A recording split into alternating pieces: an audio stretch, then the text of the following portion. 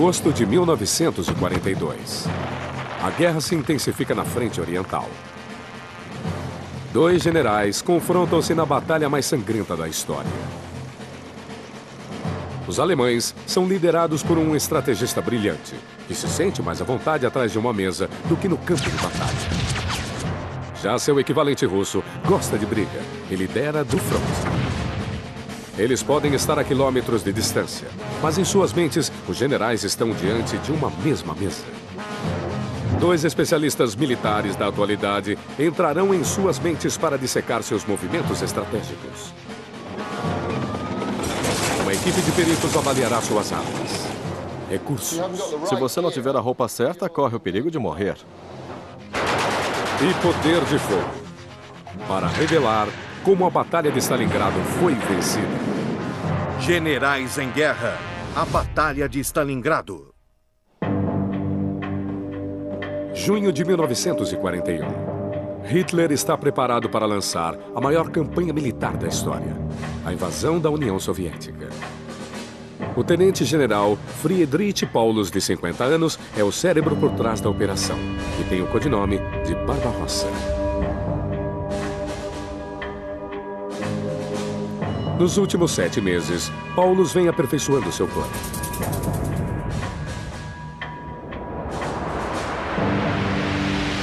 Os alemães invadirão o leste e conquistarão cidades-chave soviéticas, antes de tomar os campos petrolíferos do Cáucaso, que lhes fornecem 90% do combustível soviético. A conquista desses campos enfraqueceria os soviéticos e permitiria aos alemães o reabastecimento de sua ofensiva. O major-general Simon Mayo, um comandante que se destacou em ambas as guerras do Golfo, compreende como a personalidade de um general pode moldar uma batalha. Paulus é identificado como alguém meticuloso. Ele fuma muito e bebe muito café, mas sempre estava imaculadamente vestido.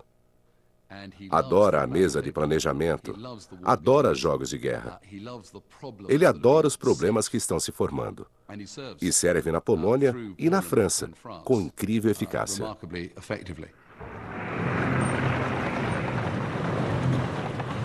22 de junho de 1941. Hitler dá início à Operação Barbarossa.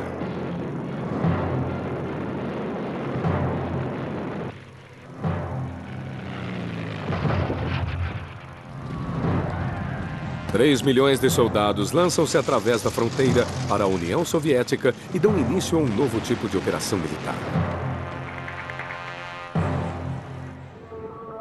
Os alemães a chamam de Blitzkrieg, ou Guerra Relâmpago. O plano de Paulus está sendo realizado com eficiência brutal. Primeiro, os alemães atacam pontos vulneráveis ao longo do fronte russo com aeronaves e artilharia. Enquanto o inimigo ainda está atordoado, os alemães dão continuidade à investida com rápidas divisões blindadas para esmagar as linhas enfraquecidas. Depois, as divisões blindadas formam pinças que circundam e sitiam o inimigo.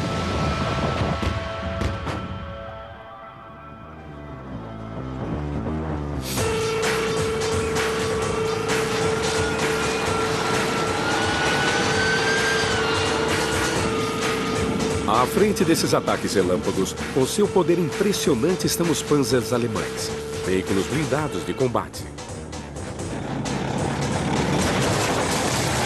Algumas divisões Panzer avançam 80 km por dia. E não é de surpreender que as tripulações dos tanques alemães se sintam invencíveis. O ex-comandante de tanque Crispin Swain conhece essa sensação. O poder que sentimos numa destas coisas quase não dá para descrever. É um passeio movido à adrenalina. É isso mesmo. Essa é a essência da Blitzkrieg, a guerra relâmpago de Hitler. O princípio é muito simples. Você descobre os pontos fracos do inimigo e os ataca com aviões, artilharia, infantaria e tanques. É como um antigo ataque de cavalaria, só que os homens de Hitler não estavam sobre cavalos, mas sobre animais indestrutíveis.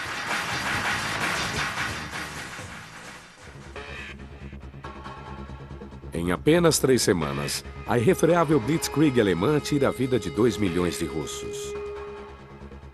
2 vezes a atual população da cidade de Birmingham, na Inglaterra. Apesar de violentos bolsões de resistência pelo caminho, os alemães avançam 1000 quilômetros em direção à região central da Rússia.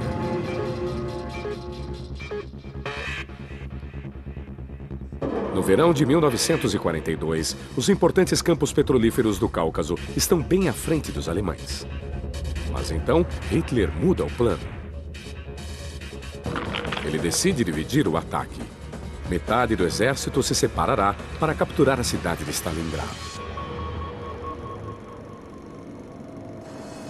Stalingrado é um centro industrial importante, com 600 mil habitantes.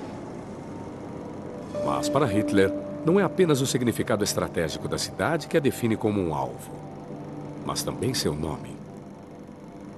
Hitler está determinado a apagar o nome Stalin do mapa da Europa. Quem sabe como a história teria se alterado se a cidade de Stalingrado tivesse recebido um nome bem monótono, Belogrado, ou algum outro nome russo que quiser escolher. Mas Hitler começou a se concentrar nela, e Stalingrado foi ocupando o espaço cada vez maior na mente do Führer. Hitler decide que Paulus vai liderar o ataque sobre Stalingrado e lhe entrega o comando do 6º Exército. O planejador meticuloso é tirado de trás da mesa e atirado no caos do combate. O Paulo se sente totalmente à vontade em seu trabalho de apoio. Mas a realidade é que quando Paulo se torna o chefe do 6º Exército, ele nunca havia sequer comandado um regimento. É uma promoção enorme. Em termos de senioridade, ele deixa para trás um grande número de generais mais qualificados. E ele recebe um exército de 300 mil soldados que estará à frente de todo o esforço alemão de 1942. Esse é um acontecimento muito importante. Do outro lado da mesa de planejamento, o homem que recebe a responsabilidade de interceptar o ataque alemão é um dos generais mais violentos de Stalin, Vasily Ivanovich Chuikov, de 42 anos. Chuikov é arquétipo do general soviético. Filho de camponeses, lutou na Guerra Civil Russa e foi subindo na hierarquia do exército por mera força de habilidade e personalidade. O professor Philip Sabin é um perito na guerra de Chuikov.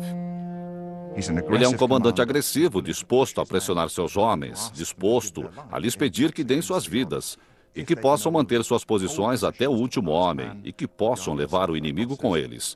Chuikov, de fato, é a personificação do caráter do Exército Vermelho. Mas Chuikov sabe que será preciso mais que força de caráter para vencer esta batalha. Ele terá que superar o inimigo intelectualmente.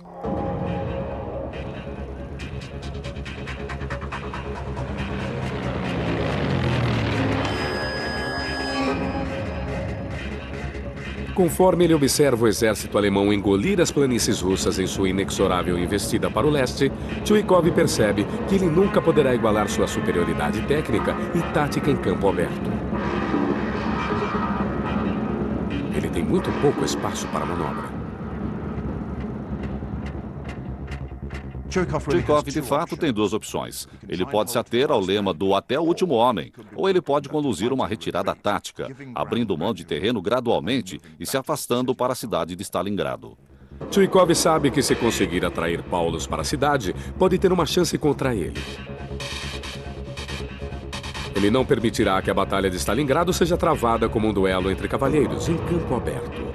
Ele a transformará numa luta de rua suja, o tipo de luta que ele sabe como vencer.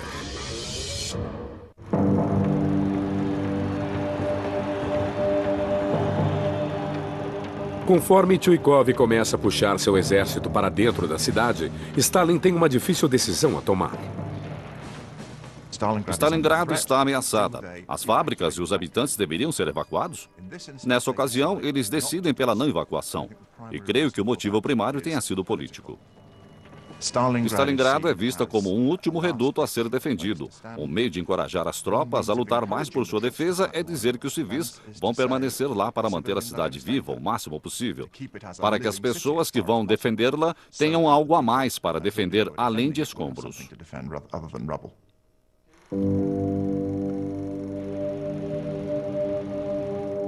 Stalin sabe que está condenando milhares de civis à morte certa. No entanto, ele os faz trabalhar, cavando defesas contra a inevitável invasão alemã.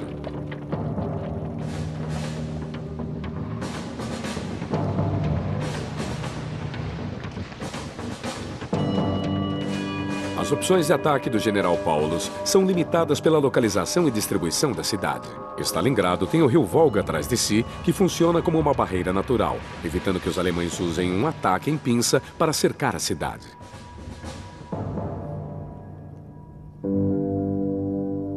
Então, Paulus decide bombardear Stalingrado até sua submissão. Eles iniciam a ofensiva principal em 21 de agosto. Usam a força aérea para obliterar completamente toda a estrutura de madeira de Stalingrado. Temos essas fotos extraordinárias, onde vemos uma verdadeira floresta de chaminés de alvenaria, pois o restante das casas era de madeira. Então, há um incêndio imenso e dizia-se ser possível ler um livro a 60 quilômetros de Stalingrado com a luz das chamas que assolou a cidade.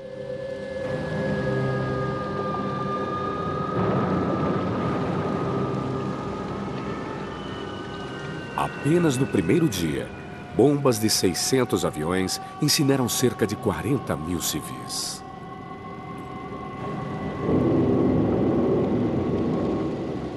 E Paulus acredita que a cidade está à sua mercê. Em parte é porque ele espera conseguir desmoralizar os russos a ponto de se entregarem. Mas Hitler não quer simplesmente conquistar Stalingrado. Ele também quer ocupá-la. Ele insiste que Paulus invada a cidade com seus tanques para expulsar de lá o Exército Vermelho. E isso preocupa Paulus. Eu acho que nenhum dos generais quisesse entrar em Stalingrado. Um exército Panzer não é ideal para lutar em ruas. Esse não é um bom lugar para o exército alemão.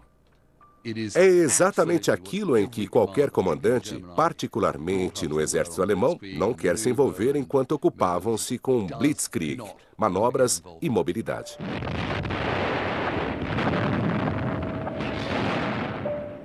Mas mesmo assim, eles estão confiantes sem dúvida nenhuma. E certamente para Paulus está bem claro que essas foram as suas ordens. Paulus acredita que o alto comando sabe mais do que ele. Para Paulus, seria impossível desobedecer uma ordem. Paulus acata o comando e avança seus tanques para Stalingrado.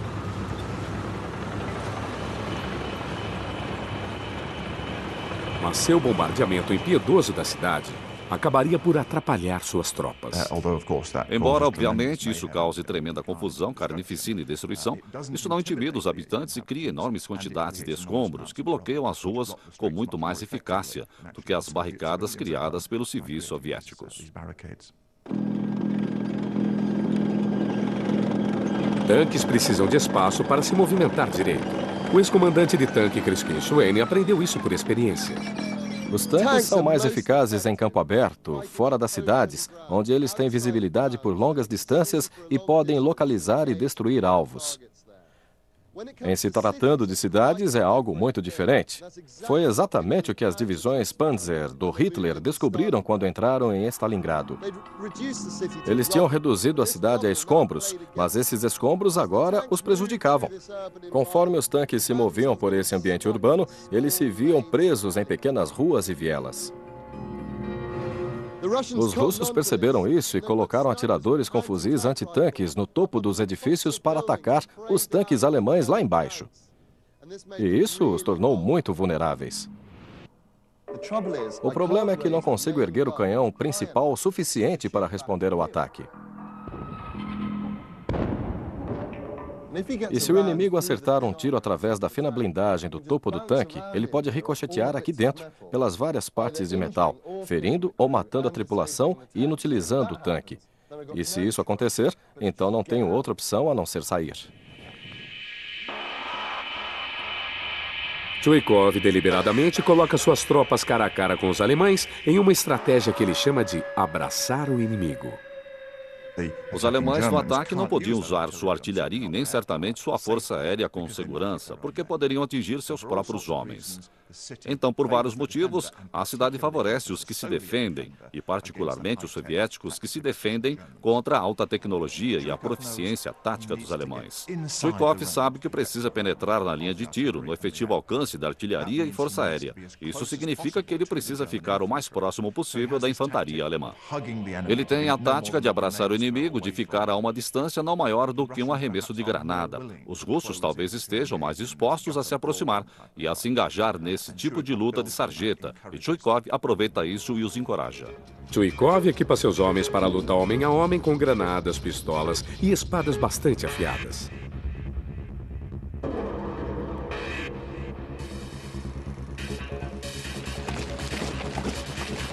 Assim que o lutador cai, seu lugar é tomado por um novo recruta.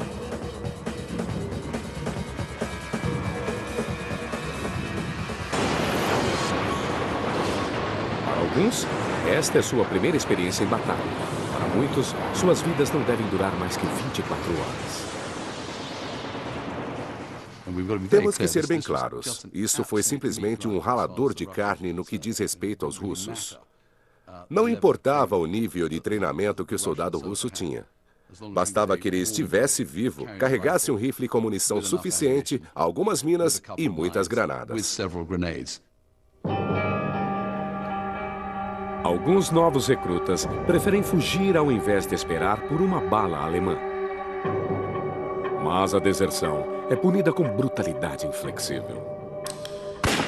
Um comandante pune tropas inocentes pela deserção de seus colegas, atirando em 1 a cada 10 homens até que as balas de seu revólver acabem.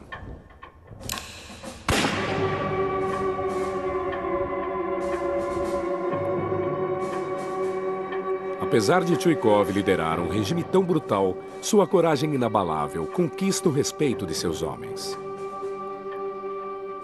Ele está constantemente disposto a ir para o fronte, a se arriscar. Ele é perseguido por aviões alemães, é atacado pela artilharia alemã. Ele não é um general apenas em teoria. Ele quer estar no fronte com seus homens, compartilhando do perigo e incutindo neles o mesmo tipo de coragem inspirada que ele sente.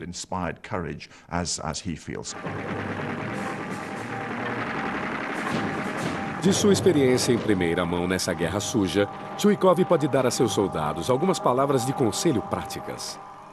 Palavras que ainda hoje são verdadeiras.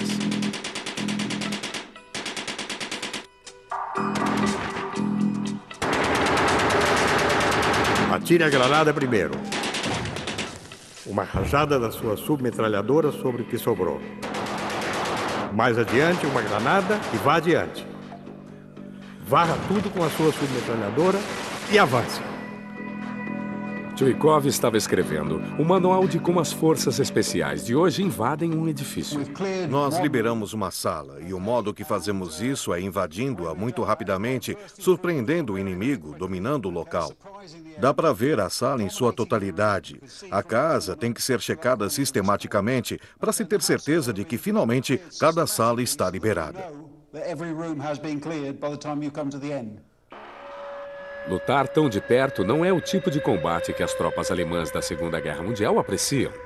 Fisicamente é muito suja. Eles descobriram que a tática russa não era nada cavalheiresca. Embora francamente dada a sua atitude diante dos russos, eles não deveriam se surpreender com esse ponto de vista. E como eu digo, isso neutralizou cada aspecto da superioridade alemã, com os russos os abraçando nessa luta tão próxima, quando se está literalmente a uma sala de distância do inimigo, onde dá para ouvir as pessoas respirando e conversando do outro lado. Onde cada sala tem que ser conquistada, cada lance de escadas. É uma batalha de paz e trincheira, e é uma batalha de granadas de mão e minas. É absolutamente o pior tipo de luta corpo a corpo. Não importa com que força os alemães atacam seu inimigo. Os russos parecem voltar com inesgotáveis suprimentos de homens e equipamento.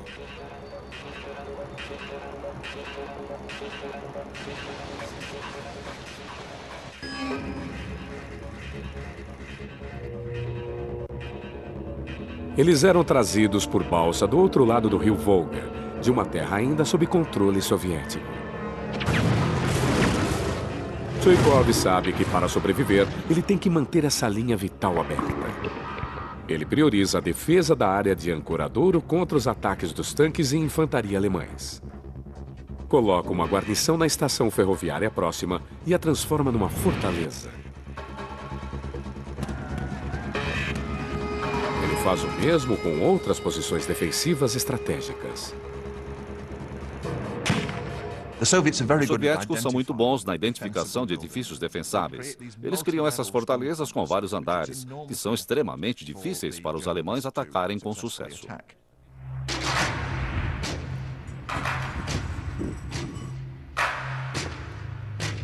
Eles abrem furos nas paredes dos andares térreos para acomodar os canos de suas armas antitanques. Grupos armados com metralhadoras escondem-se atrás dos escombros e cobrem as ruas lá embaixo. Nos andares superiores, eles posicionam franco-atiradores, juntamente com observadores que realizam ataques de artilharia sobre os alemães. Eles até montam um morteiro no sótão.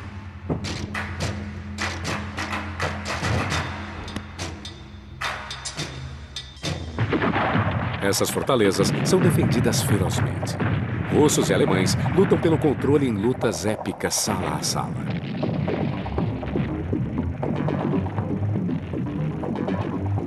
Alguns edifícios mudam de mãos 15 vezes. Até recentemente, os alemães tomavam países inteiros em questão de semanas. Agora podem levar dias para dominar um único edifício. Chuikov quer neutralizar a Blitzkrieg. Os alemães determinam seus objetivos em termos de quilômetros de avanço por dia. E é a isso que estão acostumados. Foi isso que fizeram durante o verão, quando objetivos eram contornados e tomados quase que espontaneamente. Chuikov quer reduzir isso a uma situação em que os alemães tenham que lutar por cada rua, por cada edifício. Ele pega suas tropas, as distribui em diferentes edifícios e as posiciona verticalmente para que os alemães não possam simplesmente contornar a primeira linha e então atingirem uma cidade aberta. Tudo tem que ser defendido. Eles estão numa rede de defesa. A tática de Chuikov desorganizou a máquina de guerra nazista e desacelerou seu passo de corrida para apenas um rastejo. 5 semanas de máximo esforço fez com que conquistassem apenas metade da cidade.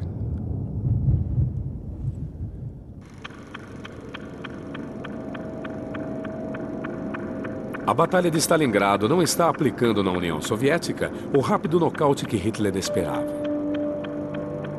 Quando chega o outono, impaciente pelo sucesso, o Führer se precipita e anuncia que a cidade está praticamente vencida. Mas o general Paulo sabe que a confiança exagerada de seu Führer é prematura. Hitler estava realmente subestimando a capacidade industrial, a vontade política e as reservas que os russos possuíam. Paulus ficava cada vez mais nervoso, conforme agosto virava setembro, que virava outubro.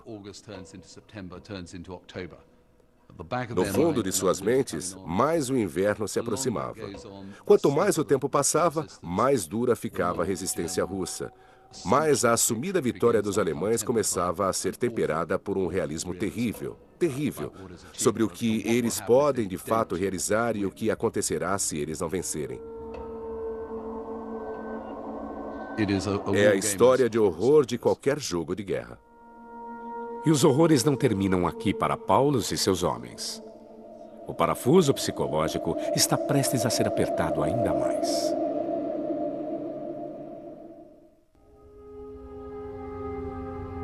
Os predadores alemães que tomaram Stalingrado de assalto agora tornam-se vítimas conforme Chuikov coloca em ação batalhões de assassinos especialmente treinados na cidade destruída. Os franco-atiradores. As condições eram ideais para a utilização de franco-atiradores em Stalingrado. Condições ideais para os atiradores escolherem tropas em momentos de desproteção ou descuido, quando levantavam suas cabeças para olhar à volta ou fumar um cigarro, ou fosse o que fosse. Nunca se sabia onde um atirador poderia estar. O mais famoso exponente dessa magia negra é um pastor dos Montes Urais chamado Vasily Zaitsev. Ele se transforma de caçador de veados em casa a caçador de soldados alemães na cidade destruída. Ele sai de manhã cedo para locais previamente preparados e aguarda pacientemente até que apareçam alvos. Ele precisa de poucas balas. Os alemães avistados por ele geralmente acabam mortos. Em apenas 10 dias, Zaitsev acumula 40 mortes.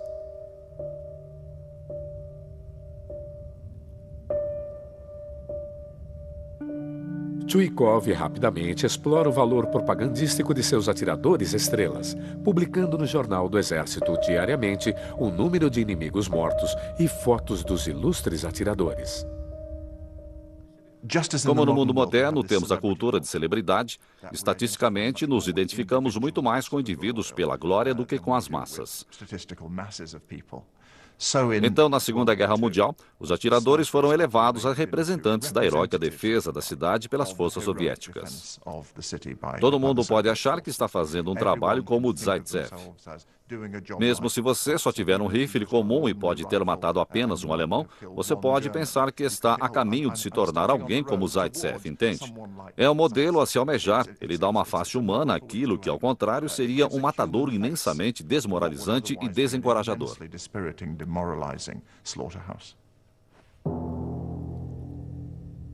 Os atiradores soviéticos matam mais de 1000 soldados inimigos, mas incultam o medo de Deus em muitos outros.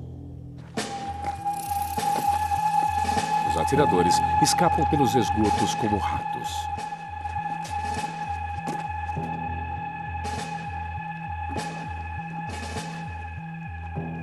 Mas os alemães desenvolvem um método particularmente pavoroso de tirá-los de lá. Armados apenas com uma panela e um pulverizador de pesticida, o engenheiro de explosivos Dr. Sidney Alford demonstra como um lança-chamas funciona. É indiscriminado, mas atinge as partes que outras armas não alcançam.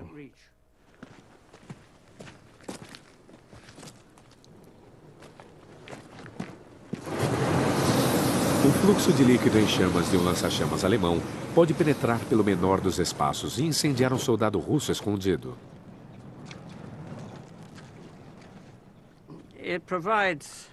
Ele proporciona um modo bem simples, básico e cruel de alcançar o inimigo quando não se pode vê-lo. Eles podem estar em um edifício inflamável ou dentro de um bunker. Mas se houver um orifício através do qual o líquido possa atravessar, você pode tornar a vida bem desagradável para o seu inimigo. Nas mãos de batalhões de engenheiros de combate, o lança-chamas prova ser uma arma eficaz contra os ratos de esgoto russos.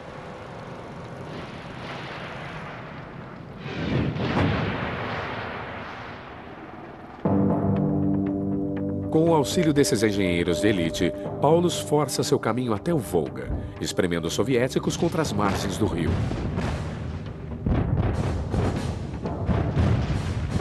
Quando outubro chega ao fim, Paulus controla 90% da cidade.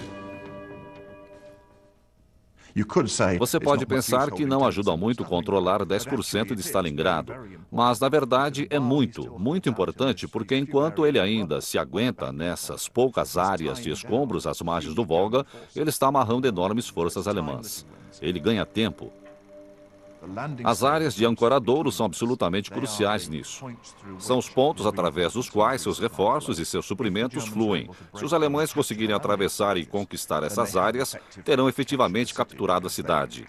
Eles terão circundado os outros bolsões de tropas soviéticas que ficarão completamente desprovidas de suprimentos. Sem munição, não poderão mais lutar. O que os soviéticos realmente devem fazer é se ater às áreas de ancoradouro. Chuikov concentra seus recursos ao longo do rio para defender essas posições vitais. Mas ele organiza essas armas usando observadores nas poucas fortalezas que lhe restam na cidade. Eles espionam os alvos alemães e ordenam o fogo dos temidos Katyusha. O Katyusha é um lançador de foguetes montado sobre um caminhão. Tchuikov os esconde protegidos pelas margens do rio Volga até precisar deles. Então, eles dão a ré até a margem da água e atiram seus 16 foguetes em rápida sucessão. Os foguetes voam na direção dos alvos alemães. Então, os caminhões voltam para a segurança das margens íngremes do rio antes que o inimigo possa contra-atacar. Esses foguetes fazem mais do que explodir entre o inimigo. Seus unidos aterradores abalam os nervos das tropas alemãs.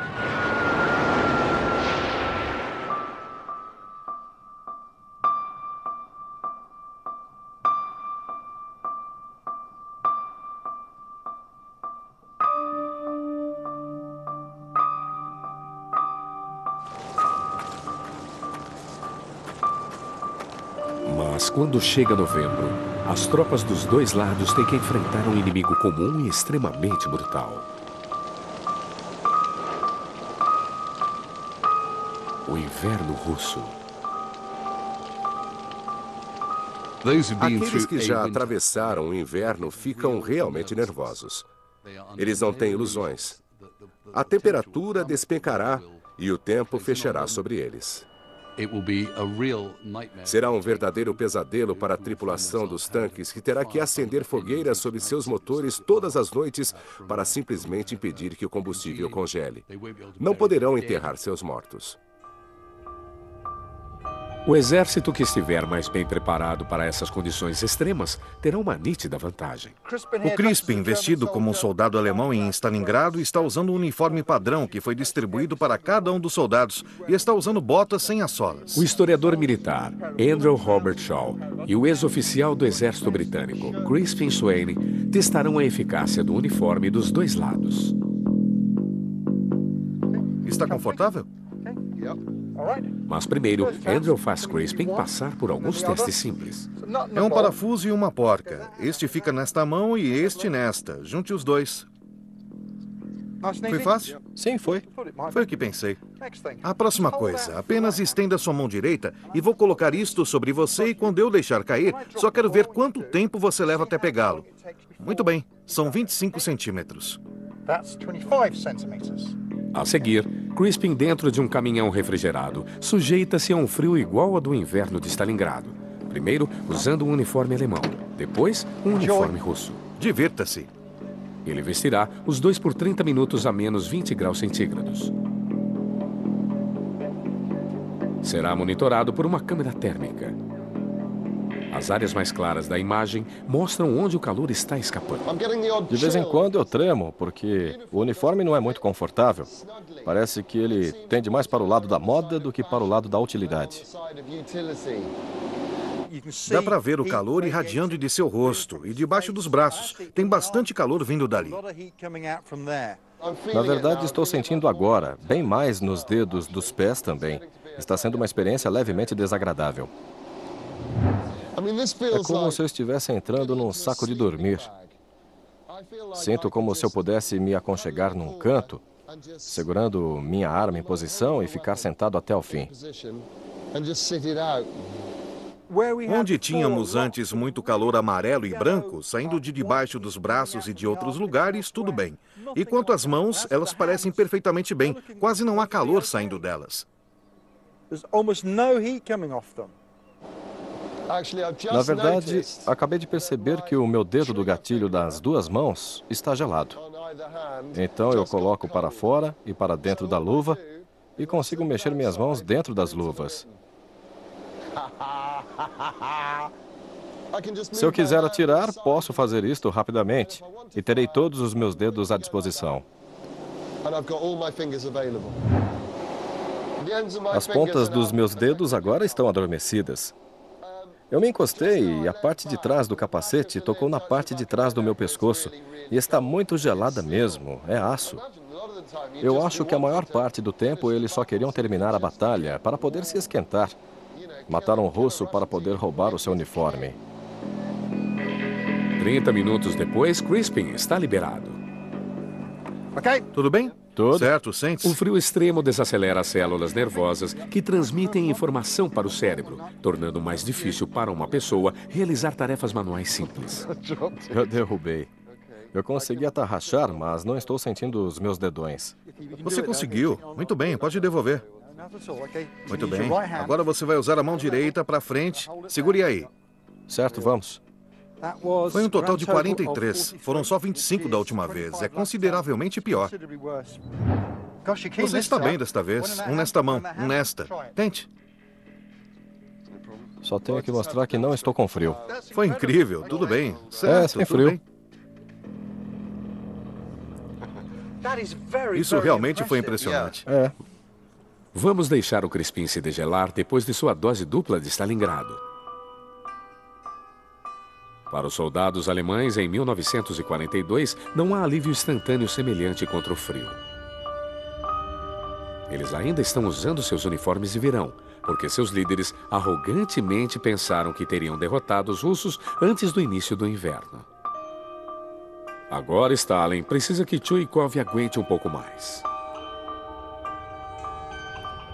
Ele quer que Chuikov mantenha os alemães distraídos até que consiga juntar reforços suficientes para libertar Stalingrado. O papel de Chuikov é atuar como isca para segurar os alemães, manter sua atenção na cidade e deixar que eles pensem que estão próximos da vitória. E ao trazer suas tropas, perder um grande número delas e manter seus olhos fixos na luta na própria cidade. E o fazem, quando de fato estão prestes a ser atingidos pelos lados e nem sequer suspeitam. Os alemães estão tão concentrados em tomar Stalingrado que deixaram seus flancos expostos. O Exército Vermelho está se juntando sem alarde nos dois lados da cidade. Quando chega novembro, um exército com 1 milhão de homens está a postos nas laterais.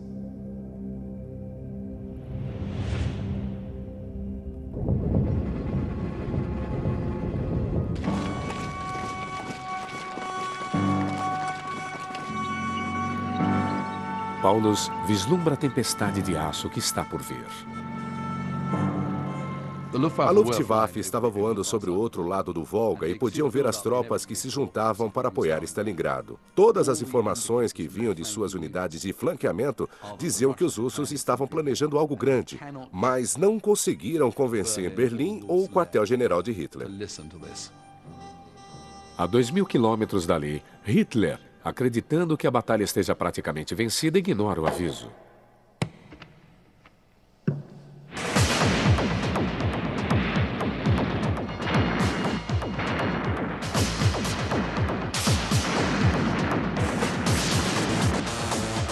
Em 19 de novembro, os reforços do Exército Vermelho lançam seu ataque.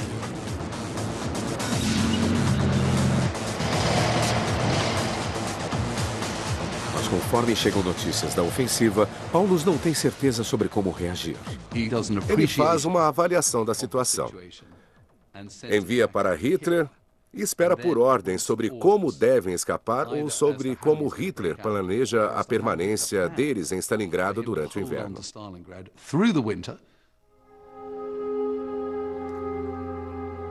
Mas enquanto Paulus hesita, os russos aproximam-se de Stalingrado pelos flancos e em apenas 5 dias, a pinça se fecha e circunda os 300.000 alemães. Paulus agora é vítima de sua tática favorita, o ataque em pinça. Para o líder dos russos que sofreram o ataque, isso é justiça poética. Eu acho que Chuikov teria visto isso como excelente resultado. O plano agora havia funcionado, a armadilha havia se fechado. Foram os alemães agora que haviam sido cercados. Foram isolados de suprimentos de um modo como Chuikov nunca havia sido. Embora Paulus esteja sitiado, os russos ainda terão que consolidar sua vantagem. Paulus ainda tem uma janela de oportunidade. Ele pensa, Estou nessa situação e tenho algumas opções. A primeira que vem à mente é escapar. Os russos ainda não fecharam completamente seu cerco. Ainda não é definitivo o vamos escapar. Mas primeiro, Paulus deve obter a permissão de Hitler. A resposta que ele obtém é: não. Não faça isso. Nós enviaremos suprimentos. Mas a Luftwaffe não consegue juntar aviões suficientes e só consegue entregar suprimentos inadequados. O exército de Paulus enfrenta uma morte lenta por inanição, doença e exposição. Ele teme que qualquer tentativa de fuga, agora que os russos fortaleceram seu cerco, teria terríveis consequências sobre seus homens. Paulus reconhece perfeitamente que até a mais bem-sucedida tentativa de fuga significará perder dezenas de milhares de soldados para a morte ou aprisionamento. E Paulus não faria sem uma ordem de Hitler. Essa ordem não chega e o ponto crítico é atingido, no qual Paulus não pode escapar. Por volta de 18 de dezembro, já é tarde demais. Quando chega o Natal, os alemães matam os últimos dos seus cavalos para comer. Remédios e munições estão acabando. O frio castiga os seus corpos. E a febre tifoide e a disenteria se alastram. Os homens morrem em grandes quantidades. Paulus envia a Hitler um sinal desesperado. Exército morrendo de fome e de frio. Sem munição e tanques, não podem mais se mover. A resposta de Hitler é banir a champanhe e o brandy em seus quartéis generais, em honra aos heróis de Stalingrado. Ele envia a Paulus uma mensagem brutal. A rendição está fora de questão. As tropas devem lutar até o fim.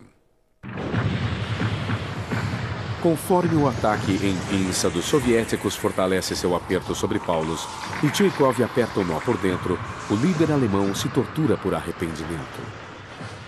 É quase impossível se colocar na posição de Paulus. Agora ele estava totalmente dilacerado pelas dúvidas. E se eu tivesse desobedecido Hitler? E se eu tivesse escapado? E se eu tivesse feito aquilo? E se eu tivesse reforçado meus flancos? Se eu tivesse atacado Stalingrado pela esquerda e pela direita ao invés de diretamente? Se eu tivesse sido mais rigoroso? Paulus está lá, enfraquecido pela desinteria e com um senso enorme de responsabilidade pessoal. Agora já tomado por doença e abalado emocionalmente, o general Paulus envia, em um dos últimos aviões que parte de Stalingrado, sua aliança e uma mensagem de despedida de uma linha à sua esposa. Quando janeiro chega ao fim, os russos espremeram os alemães em 2 pequenos bolsões na cidade. Tchekov sabe que está com a cabeça de Paulus nas mãos.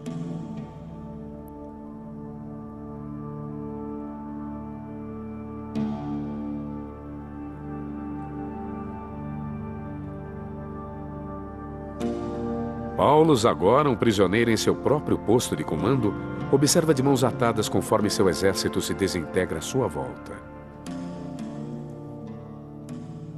Eles continuam lutando de maneira absolutamente magnífica, sob as condições mais aterradoras.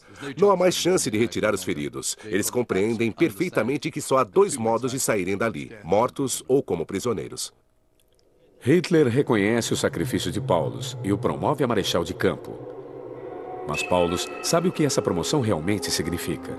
Nenhum marechal de campo jamais se rendeu ou em derrota jamais foi pego vivo. Hitler, numa última e cínica ponderação, acredita que ao promover Paulus a marechal de campo, ele o forçará a cometer suicídio e então ele trará coerência à história do galante sacrifício do 6º Exército no Volga. Mas Paulus se recusa a ser o herói da ópera trágica de Hitler. Desta vez, ele desafia seu Führer e se rende. Hitler diz com desprezo: ele poderia ter se matado. O sacrifício dos galantes soldados do 6º Exército torna-se vão pela covardia desse único general fraco. Eu nunca mais promoverei outro marechal de campo nessa guerra.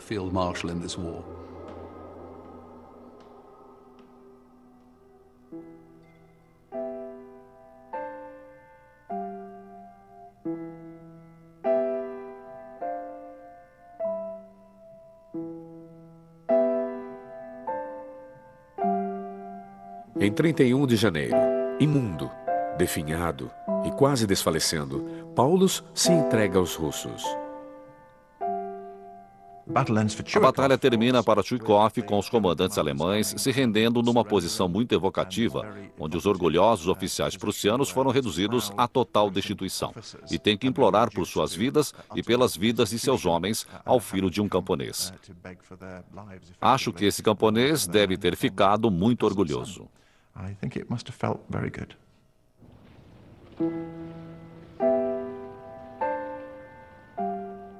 Os alemães e seus aliados perdem mais de 500 mil de homens na Batalha de Stalingrado.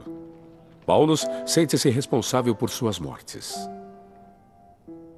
Dos 23 generais aprisionados em Stalingrado, apenas um morreu. Mas dos 91 mil soldados aprisionados, apenas 6 mil sobreviveram. Ele sempre se sentiu responsável perante as famílias daqueles que tinham sido mortos na guerra e aqueles que morreram nos campos. Chuikov mal pode conter seu orgulho conforme revista suas tropas triunfantes.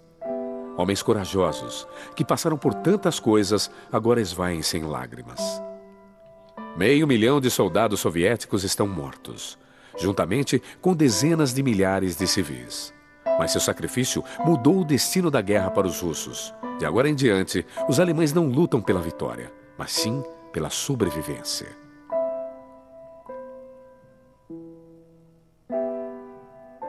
Chuikov e seu exército tomam Berlim em 1945. Foi Chuikov quem pessoalmente recebeu a última rendição de um exército alemão.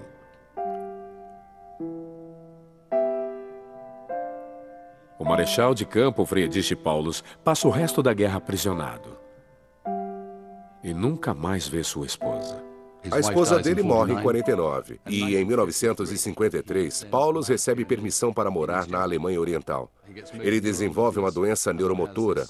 Temos uma imagem horrível dele quando por fim morre. Ele não conseguia se mexer, como o seu exército no Volga, mas profundamente consciente de seu papel e sua responsabilidade pelo destino do 6º Exército.